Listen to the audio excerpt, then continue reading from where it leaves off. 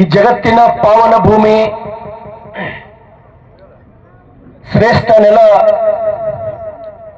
Basava ಕಲ್ಯಾಣದಲ್ಲಿ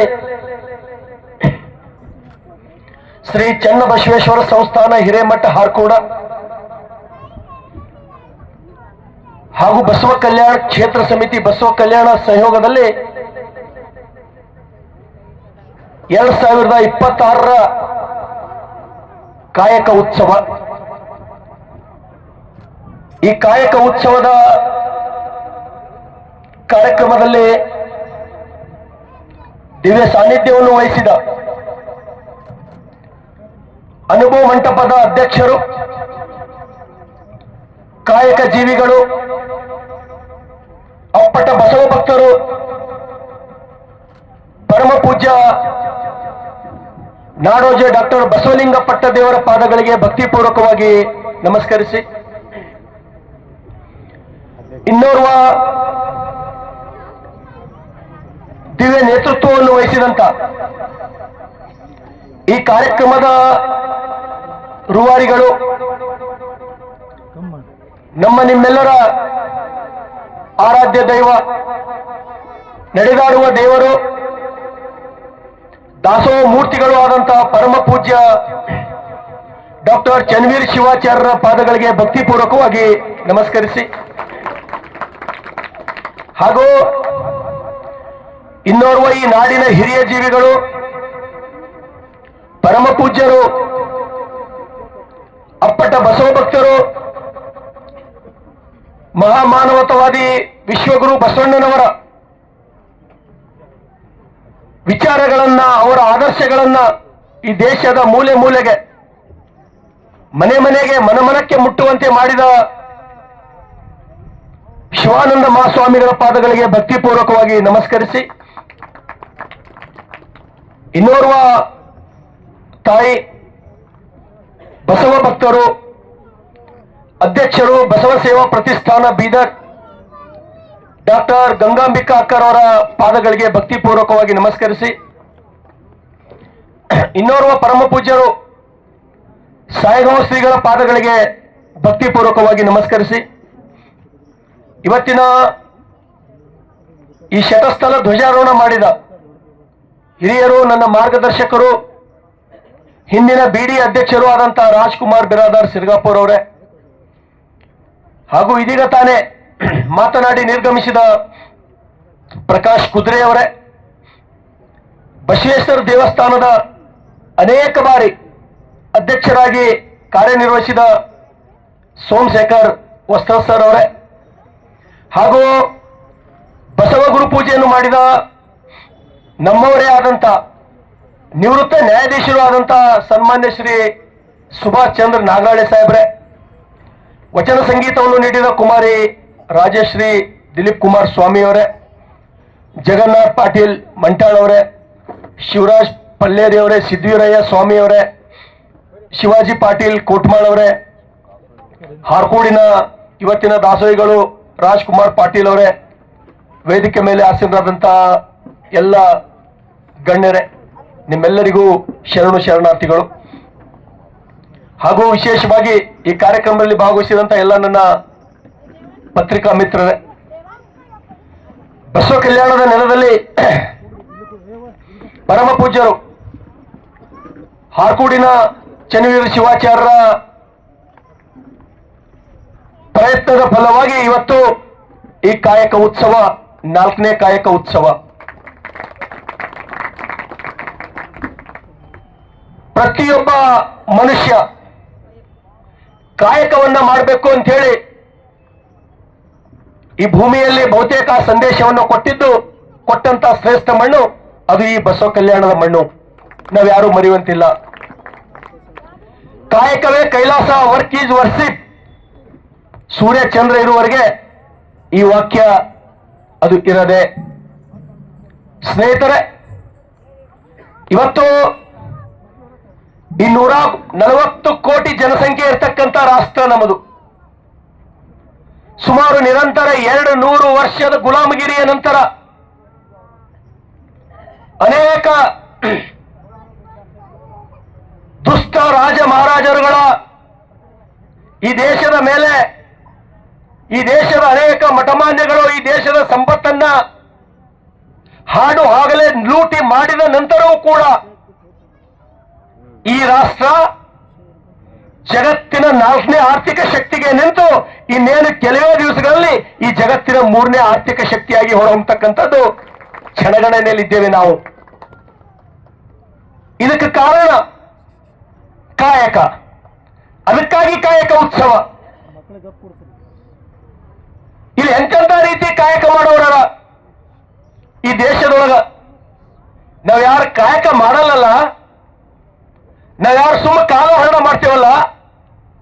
ನಾವೊಂದ್ಸಲ LV Prasad ಆಸ್ಪತ್ರೆಗೆ ಹೋಗಿದಪ್ಪ ಅವ್ರೆ, ಹೈದರಾಬಾದ್ದೊಳಗ. ನನಗೆ ಬೇಕಾದವರು ಅವರಿಗೆ ಒಯ್ದು ಕಣ್ಣಿನ ಆಪರೇಷನ್ ಮಾಡಬೇಕಾಗಿತ್ತು. ನಂಗೆ ಬಹಳ ಬೇಕಾದವರು. ಒಬ್ಬ ಒಳ್ಳೆ ಡಾಕ್ಟರ್ ಅಲ್ಲಿ ಭಾರಿ ಹೆಸರು ನನ್ನ ನೆನಪು ಉಳಿದಿಲ್ಲ. ಯಾಕಂದ್ರೆ 20 ವರ್ಷದ ಹಿಂದೆ ಹೋಗಿದ್ದೆ ನಾನು. 20 ವರ್ಷದಿಂದ ಅಲ್ಲಿ ಹೋದಾಗ ಬಹಳ ದೊಡ್ಡ ಡಾಕ್ಟರ್ LV ಪ್ರಸಾದ್ ಒಳಗ ಅವ್ರು ಆಪರೇಷನ್ ಮಾಡಿದ್ರು ಮುಗಿದೋಯ್ತು, ಕಣ್ಣು ಕಾಣ್ತಾವ ಅಂತ ಹೇಳಿ ನಂಗೆ ತಲೆಗೆ ಯಾರೋ ಹಾಕಿರು. ನಾವ್ರದ್ದು ಅಪಾರ್ಟ್ಮೆಂಟ್ ತಗೊಂಡ ಹೋಗಿ, ನೀವೇ ಇದು ಆಪರೇಷನ್ ಮಾಡ್ಬೇಕಂತ ಹೇಳಿ ನಾನು ವಿನಂತಿ ಮಾಡ್ಕೊಂಡಾಗ ಡಾಕ್ಟರ್ ಏನ್ ಹೇಳಿದ್ರಪ್ಪ ಅಂದ್ರ, 1 ವರ್ಷ ನಂದು ಡೈರಿ ಫುಲ್ ಅದ ಅಂತ ಹೇಳಿದ್ರು. ಆಪರೇಷನ್ ಮಾಡೋದು 1 ವರ್ಷ. 20 ವರ್ಷದಿಂದ ಹೈದರಾಬಾದ್ ಬಂಜಾರ ಹಿಲ್ಸ್ನೊಳಗೆ LV ಪ್ರಸಾದ್ ಆಸ್ಪತ್ರೆಗೆ ನಾನು ಹೋದಾಗ 20 ವರ್ಷದ ಹಿಂದಿನ ಹೇಳ್ತೀನಿ ನಾನು. ಪಾಕಿಸ್ತಾನ್, ಅಫ್ಘಾನಿಸ್ತಾನ್, ನೇಪಾಳ ಪೇಷಂಟ್ಗಳು 100 ಮಂದಿಗೆ ಡೇಟ್ ತಗೊಂಡಿರೋರು ಬಲ್ಲಿ. 100 ಮಂದಿಗೆ 20 ವರ್ಷದ ಹಿಂದ. ಯಾಕೆ ಈ ಜಗತ್ತಿನೊಳಗೆ 4ನೇ ಸ್ಥಾನಕ್ಕೆ ನಾವು ಹೋಲತ್ತೀವಿ ಅಂದ್ರ, ಒಬ್ಬೊಬ್ಬ ಡಾಕ್ಟರ್ ಬಂದು 1 ವರ್ಷ ಅವ್ರು ಡೈರಿ ಫಿಕ್ಸ್ ಆಗ್ಯದ. ಆದ್ರೆ ಒಂದು ಮಾತು ನನಗೆ ಅವ್ರು ಹೇಳಿದ್ರು, ಇವತ್ತಿಗೂ ನೆನಪದ ನನಗ. ನಾವು 1 ವರ್ಷ ನಾನೇ ಬದುಕಿರ್ತೀನಿ ಅಂತ ಗೊತ್ತಿಲ್ಲಪ್ಪ. ನಂದು 1 ಕೂದಲು ಕರ್ರಗಿಲ್ಲ. ನನ್ನ ವಯಸ್ಸು 69. ಆದ್ರೆ 1 ವರ್ಷ ಬದುಕಿದ್ದಂದ್ರ ನನ್ನ ಮನೆಯಾಗ ಯಾರ್ದು ಸಾವಾದ್ರೂ ಆ ಡೇಟಿನ ನಾನು ಆಪರೇಷನ್ ಅವ್ರು ತಪ್ಪಲ್ಲ ಅಂತ ಹೇಳಿದ್ದು 20 ವರ್ಷದ ಹಿಂದ ಪೋರೆ. ನಮಗ್ ಗೊತ್ತೇ ಇಲ್ಲ ಯಾವ ಜನ ಕೆಲಸ ಹೆಂಗ್ ಮಾಡ್ಲತ್ತಾರ ಅಂತ ಹೇಳಿ. ನಮಗ್ ಅರಿವೇ ಇಲ್ಲ. ಬೆಳಗಾದ್ರೆ 10 ತನ ಮೈ ತಗೊಂಬಾರ ನಾವು ಕಟ್ಟಿ ಮೇಲೆ ಕೂತು ಮಾತಾಡ್ತೇವು. ನಮಗ್ ಕರಿಲಕ್ ಬರ್ಬೇಕು, ಮೈ ತಗೊಂಬಾರ ಹಸು ಆಗಿಲ್ಲ ಅಂತ ಹೇಳಿ ಕರಿಲಕ್ ಬರ್ತಾರೆ. ಚಿಂತೆ ಇಲ್ಲ, ಕೂಡ್ಬೇಕು. ನಾವು ರೈತರಿದ್ದೀವಿ, ನಮಗೂ ಜರ ಬೇಕು ಪಂಚಾಯತಿ. ಆದ್ರ ಸ್ನೇಹಿತರೆ, ನಾವು ಕಾಯಕ ಜೀವಿಗಳಾಗಬೇಕು. ಥಾಮಸ್ ಆಲ್ವಾ ಎಡಿಸನ್ ಈ ಜಗತ್ತಿನ ಎಂತ ಕಾಯಕ ಮಾಡ್ದಂದ್ರ, ಈ ಜಗತ್ತಿಗೆ ಬೆಳಕು ಕೊಡ್ಬೇಕಂತ ಹೇಳಿ 1000 ಸಲ ವಿಫಲ ಆಗ್ತಾನ. 1000 ಸಲ ಈ ಜಗತ್ತಿಗೆ ಬೆಳಕು ಕೊಡುವ ಸಲುವಾಗಿ ಅವನು ಮಾಡ್ತಕ್ಕಂತ ಕೆಲಸದೊಳಗ ಬರೋಬ್ಬರು 1000 ಸಲ ವಿಫಲ ಆಗ್ತಾನ. 1001ನೇ ಸಲ ಗೆದಿತಾನ. ಅದು ಕಾರಣ ಏನಪ್ಪಾ ಅಂದ್ರ ವಿಶ್ವಗುರು ಬಸವಣ್ಣನವರ ಕಲ್ಪನೆ, ಅದು ಕಾಯಕ. ಎಷ್ಟು ಜನ ಇಲ್ಲ, ಸುಮ್ಮ ಸಾಮಾನ್ಯ ಮನುಷ್ಯ ಒಬ್ಬವ. ಒಂದು ಹಳ್ಳಿಯಾಗ, ಬಿಹಾರ ಜಿಲ್ಲೆ ಗಯಾ ಡಿಸ್ಟಿಕ್ ಒಳಗೆ ಒಬ್ಬ ಹಳ್ಳಿಯಾಗ ಒಬ್ಬ ಸಾಮಾನ್ಯ ರೈತ ದಶರಥ ಮಾಂಜಿ ಅಂತ ಹೇಳಿ ಎಲ್ಲರೂ ಕೇಳಿರಿ. ತನ್ನ ಹೆಂಡತಿ ಗರ್ಭಿಣಿ ಇರ್ತ, ದವಾಖಾನಿಗೆ ಹೋಗ್ಬೇಕಂತ ಹೇಳಿ ಆ ಗುಡ್ ಗಾಡಿನೊಳಗೆ ಹಾದಿ ಇರಲ್ಲ. ದೂರ ಹೋಗೋ ತನಕ, ದವಾಖಾನೆಗೆ ಹೋಗೋ ತನಕ ಹೆಂಡತಿ ಸಾಯ್ತಾಳ. ಡಾಕ್ಟರ್ ಏನ್ ಹೇಳ್ತಾನ, ಇನ್ನೊಂದು ಅರ್ಧ ತಾಸು ಮೊದಲು ತಂದ್ರ ನೀನ್ ಹೆಂಡತಿಗೆ ನಾನು ಬದುಕಿಸಬಹುದಿದ್ದಪ್ಪ ಅಂತ ಹೇಳಿ ಆ ದಶರಥ ಮಾಂಜಿಗೆ ಹೇಳ್ತಾನೆ ಡಾಕ್ಟರ್. ದಶರಥ ಮಾಂಜಿಗೆ ಅವತ್ತು ಏನ್ ಅನಿಸ್ತದ ಅಂದ್ರ, ನನಗೆ ಹೋಗಕ್ಕೆ ಅಡಚಣೆ ಆಗಿದೆ. ಅದು ನನ್ನ ಊರ ಆ ಆಸ್ಪತ್ರೆ ನಡ್ಬೇಕಿರ್ತಕ್ಕಂಥ ಗುಡ್ಡ, ಕಲ್ಲಿನ ಗುಡ್ಡ. ಒಬ್ಬ ದಶರಥ ಮಾಂಜಿ, ನನ್ನ ಹೆಂಡತಿ ಸತ್ತಳು, ಹೋಲಿ ಚಿಂತೆ ಇಲ್ಲ, ಮತ್ ಊರಾಗ ಮತ್ತೊಬ್ಬರು ಸಾಯ್ಬಾರ್ದು, ಈ ಕಾರಣಕ್ಕಂತ ಹೇಳಿ ಒಬ್ಬ ವ್ಯಕ್ತಿ, ದಶರಥ ಮಾಂಜಿ ಅಂತಕ್ಕಂಥ ಒಬ್ಬ ವ್ಯಕ್ತಿ ತಾನೇ ಗುದ್ದಲಿ ತಗೊಂಡು ಒಂದು ಬೆಟ್ಟ ಅಗಲು ದಾರಿ ಮಾಡಿದ್ದು. ಇದೇನು ಕಟ್ಟ ಕಥೆ ಅಲ್ಲ. ಈಗಲೂ ಗೂಗಲ್ ಮಾಡಿ ನೋಡ್ರಿ, ಇತಿಹಾಸದ. ಅವನಿಗೆ ನೋಡ್ ಬಂದಾರಂತ ಶಿವಾನಂದ ಮಹಾಸ್ವಾಮಿಗಳು. ಅವನಿಗೆ ಹೋಗಿ ಮೌಂಟೇನ್ ಮ್ಯಾನ್ ಆಫ್ ಇಂಡಿಯಾ ಅಂತ ಹೇಳಿ ಕರೀತಾರೆ ಅವನಿಗೆ. Mountain man. ಪ್ರಧಾನಮಂತ್ರಿಗಳು ಗೌರವ ಕೊಟ್ಟರು ಅವರಿಗೆ. ಯಾರಿಗೆ? ಕಾಯಕ ಮಾಡೋರಿಗೆ. ನಿಮಗೇನಾರೆ ಈ ಸಮಾಜ ಗುರುತು ಮಾಡಬೇಕು, ನಿಮಗೆ ಸಮಾಜದೊಳಗೆ ಬೆಳೆಬೇಕು, ನಿಮ್ಗೆ ಕಿಮ್ಮತ್ ಸಿಗ್ಬೇಕು. ಎದರ್ಲಿಂದ ಇಲ್ಲ. ಯಾರು ಕಾಯಕ ಮಾಡ್ತೀರಿ ಅವ್ರಿಗೆ ಈ ಜಗತ್ತು ಗೊತ್ತು ಹಿಡಿತದ, ಈ ಜಗತ್ತು ಗೊತ್ತು ಹಿಡಿತದ. ಇವತ್ತೊಂದು ದಶರಥ್ ಮಾಂಜಿ ಈ ಪೋಸ್ಟ್ ಚಿಟ್ಟಿದವ್ರು ನೋಡಿ ಹೆಸರು ಹಾಕ್ಸದ ಸರ್ಕಾರ. ಯಾವ ರೀತಿ ಗೌರವ ಕೊಡಬೇಕು ಕೆಲಸ ಮಾಡೋರಿಗೆ. ಸ್ನೇಹಿತರೆ, ತಾವೆಲ್ಲರೂ ರತನ್ ಟಾಟಾನ ಹೆಸರ ನಮ್ಮಿಂದ ದೂರ ಆದಾಗ ಅಷ್ಟೇ ನಮ್ಗೆ ರತನ್ ಟಾಟಾ ಏನಂತೇಳಿ ಬಹಳ ಮಂದಿ ಗೊತ್ತಾಯ್ತು.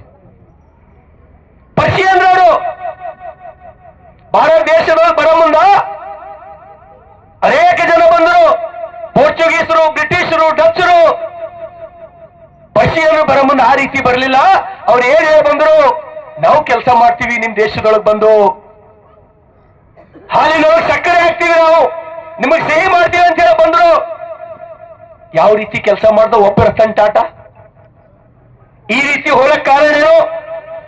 ಇವತ್ತು ಲಕ್ಷಾಂತರ ಕೈಗಳಿಗೆ ದುಡಿತಕ್ಕಂತ ಕೈಗಳಿಗೆ ಕೆಲಸ ಒಬ್ಬ ವ್ಯಕ್ತಿ ತಲೆಯೊಳಗೆ ಬಂತು ರತನ್ ಟಾಟಾ. ಅವನ ಮನೆಯಾಗಿರ್ತಕ್ಕಂಥ ನಾಯಿಗೂ ಕಿಮ್ಮತ್ ಕೊಟ್ಟ ರತನ್ ಟಾಟಾ. ಬಹುತೇಕ ಎಂತ ವ್ಯಕ್ತಿತ್ವ ಅದು ರತನ್ ಟಾಟಾ. ಇವತ್ತು ಬಹಳಷ್ಟು ಜನ ಈ ದೇಶದೊಳಗ ವಾಣಿಜ್ಯೋದ್ಯಮಿಗಳು ಸಾಕಷ್ಟು ಜನ ಅರ, ಸಾಕಷ್ಟು ಜನ ದುಡ್ಡು ಮಾಡ್ತಾರ. ಬಟ್ ಈ ದೇಶದೊಳಗೆ ಇವತ್ತಿಗೂ ಕೂಡ ಕೈಗಾರಿಕೋದ್ಯಮದ ಕೊರತೆ, ಕೈಗಾರಿಕೋದ್ಯಮಿಗಳ ಕೊರತೆ. ನಾನು ಹೇಳ್ತಕ್ಕಂಥ ಇಷ್ಟೇ ಸ್ನೇಹಿತರೆ, ನಾವೇನು ಏನ್ ರತನ್ ಟಾಟಾ ಆಗ್ಬೇಕು, ಏನ್ ಧೀರುಭಾಯ್ ಅಂಬಾನಿ ಆಗ್ಬೇಕು, ಅದಾನಿ ಆಗ್ಬೇಕು, ಅವ್ರದ್ದು ಎಲ್ಲ ನೀವು ಒಂದ್ ಜರ ತೆಗೆದು ನೋಡಿದ್ರ ಧೀರುಭಾಯ್ ಅಂಬಾನಿನೂ ಅವನಿಗೊಬ್ಬ ಮಾಲಕಿ ಇದ್ದ. ಅವನೊಬ್ಬವ ಪೆಟ್ರೋಲ್ ಪಂಪ್ದೊಳಗೆ ಪೆಟ್ರೋಲ್ ಹಾಕ್ತಕ್ಕಂತ ಕೆಲಸ ಮಾಡ್ತಾ ಇದ್ದ. ಇವತ್ತು ಒಂದ್ಸಲ ಯಾವಾಗ ಮುಂಬೈದೊಳಗೆ ಹೋಗ್ರಿ, ನಿಮಗೆ ವಾಸಿ ಸ್ಟಾರ್ಟ್ ಆಗ್ತದ, ವಾಸಿ ಚಾಲು ಆಯ್ತಂದ್ರೆ ಬಲಕ್ ನೋಡ್ರಿ, ಒಂದ್ 20 ಕಿಲೋಮೀಟರ್ ಏನು ಪ್ರಾಪರ್ಟಿ ಅದ ಅದು ಅಂಬಾನಿದ ಅಂತ ಹೇಳ್ತಾರೆ, ರಿಲಯನ್ಸ್ ಗ್ರೂಪ್. ಯಾವ ವ್ಯಕ್ತಿ ಶೂನ್ಯದಿಂದ ಪ್ರಾರಂಭ ಮಾಡ್ತಾನೋ ಇವತ್ತ ಜಗತ್ತೇ ಬೆಳತಕ್ಕಂತ ಆ ಮಟ್ಟಕ್ಕೆ ಹೋಗ್ಬೇಕಂದ್ರ ಅದಕ್ಕೆ ಏನೇ ಕಾರಣ ಅಂದ್ರ ಅದು ಈ ನೆಲದ ಕಾಯಕ. ಜಗತ್ತಿಗೆ ಕೊಟ್ಟಂತ ಶ್ರೇಷ್ಠ ಪಾಠ ಏನಪ್ಪಾ ಅಂದ್ರೆ ಕಾಯಕ ಮಾಡಬೇಕು ಅಂತ ಹೇಳಿ. ಹಾಗಾಗಿ ಈ ಕಾಯಕ ಉತ್ಸವ ಪರಮ ಪೂಜ್ಯರು ಇನ್ನೂ ಬರ್ತಕ್ಕಂಥ ದಿನಮಾನಗಳಲ್ಲಿ ಈ ಕಾಯಕ ಉತ್ಸವ ಇನ್ನೂ ಅತಿ ದೊಡ್ಡ ಕಾರ್ಯಕ್ರಮವಾಗಿ ಪರಮ ಪೂಜ್ಯರು ಮಾಡ್ಲಿ. ನಾನು ಕೂಡ ಆ ಕಾರ್ಯಕ್ರಮಕ್ಕ ಬೆನ್ನೆಲುಬಾಗಿ ನಿಂದಿರ್ತೀನಿ. ಆದ್ರೂ ನನಗ್ ಪರಮ ಪೂಜ್ಯರು ಇಲ್ಲಿ ತನಕ ಯಾವುದು ನನಗೆ ಹೊರೆ ಇಲ್ಲ, ನನ್ನ ಕಡೆಯಿಂದ ಒಂದಿದು ಕೆಲಸ ಮಾಡೋದು ನನಗೆ ಹೇಳಿಲ್ಲ. ನಾನು ಇಲ್ಲಿಂದ ಒಬ್ಬ ಶಾಸಕ, ನನಗೇ ಕರೆದು ಮತ್ತೆ ನನ್ನ ಕಡೆಯಿಂದ ಕಾರ್ಯಕ್ರಮ ಉದ್ಘಾಟನೆ ಮಾಡಿಸಿ ಇಂಥ ದೊಡ್ಡ ಸ್ಥಾನ ನನಗೆ ಅವ್ರು ಕೊಟ್ಟರ ಪರಮ ಪೂಜ್ಯರು ನನ್ನ ಪಾಲಿನ ದೇವರು ಅಂತ ಹೇಳಿ ನಾನು ಯಾವತ್ತೂ ನಾನು ಹೃದಯದೊಳಗೆ ನಾನು ಇಟ್ಕೊಂಡಿನಿ ಪರಮ ಪೂಜ್ಯರಿಗೆ ಅಂತಕ್ಕಂಥ ಮಾತನ್ನು ಹೇಳಿ ಮತ್ತೊಮ್ಮೆ ವೇದಿಕೆ ಮೇಲೆ ಆಶೀರ್ವಾದದ ಎಲ್ಲ ಪರಮ ಪೂಜ್ಯರ ಪಾದಗಳಿಗೆ ನಮಸ್ಕರಿಸಿ ನನ್ನೆರಡು ಮಾತು ಮುಗಿಸ್ತೇನೆ. ಧನ್ಯವಾದಗಳು. ವಾಹಿನಿಯನ್ನು ನಿರಂತರವಾಗಿ ವೀಕ್ಷಿಸಲು ಯೂಟ್ಯೂಬ್ನಲ್ಲಿ ಶ್ರೀ ಹಾರಕೂಡ SRIHARKOOD ಎಂದು ಟೈಪ್ ಮಾಡಿ ನಮ್ಮ ಈ ಚಾನೆಲ್ಗೆ ಸಬ್ಸ್ಕ್ರೈಬ್ ಮಾಡಿ, ಬೆಲ್ ಅನ್ನು ಒತ್ತಿರಿ.